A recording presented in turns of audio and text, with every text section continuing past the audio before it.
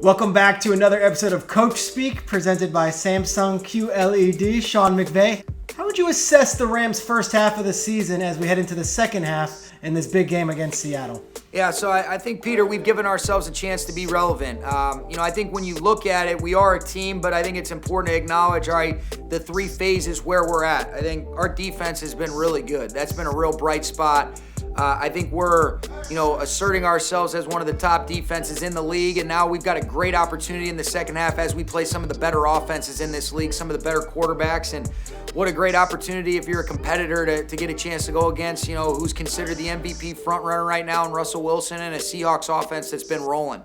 Offensively, I think that we've had our bright spots. I think there's been some inconsistencies. I like the way we've been able to run the football, but I think overall, expect more consistent efficiency, need to score more points. And then special teams, we've kind of had some moments. I thought the Chicago game was definitely the highlight of the season so far. You look at Hecker, you look at the way we covered with relentless, energy and effort, and I want to see that more consistently. So we've given ourselves a chance to be relevant at 5-3. Certainly we're not happy with that, but the only thing that matters is playing our best ball this second half of the season. And like I said, if you're a competitor, we got a great op against the Seattle Seahawks this week at SoFi Stadium, Peter. Yeah, baby, let's go. A lot of Americans are on the couch watching games on Sunday. I think we're fascinated about what a head coach does on a bye week. Yeah, I'm watching. I'm a fan of the game. You got to love it. And I'm watching Thursday Night Football with the Packers and the Niners. I'm watching yesterday, and it's a combination of the red zone and a little bit of, watching some of those individual games that you want to pay a little bit closer attention to. But I'm a fan. Veronica, my fiance, she says, haven't you had enough when I made her watch the entire Saints-Bucks game as well? So right. I'm sure she's ready to get me out of the house and get me back working again. But normal fan. It was a fun day. I love those days.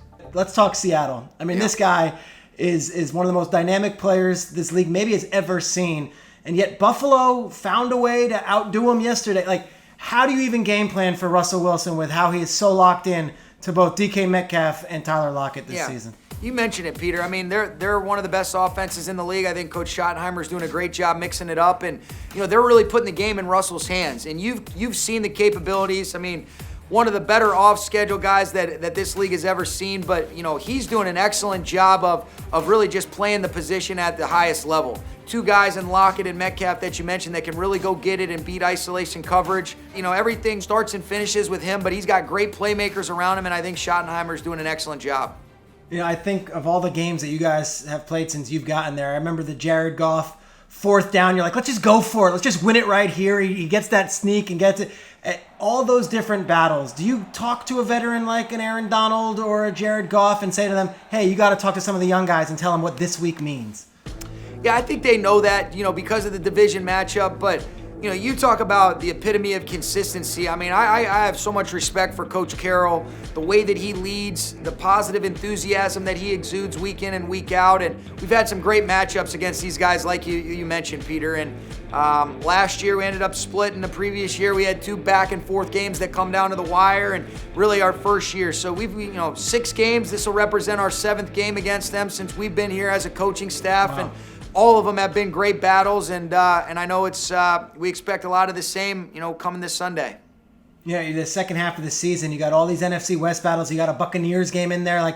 You guys are going to have to earn it, and I think you'd rather have it no other way. So as you walk into the facility today and you're like, here's the path ahead, what is the message to this team? Yeah, the message is if you can't be motivated by the opportunity we have in front of us, you're not alive. And so we're excited about that. I think the big thing too is being totally present, controlling what we can. We can't win some of those other games this week. What we can do is win the day, take advantage of the opportunity that we do have coming off a bye, being a little bit fresher, making sure we put together airtight plans as far as offense, defense, special teams, and then ultimately giving the players the ability to go play and let's go attack our opportunity to get our 6th win, and that's all that matters for us this week.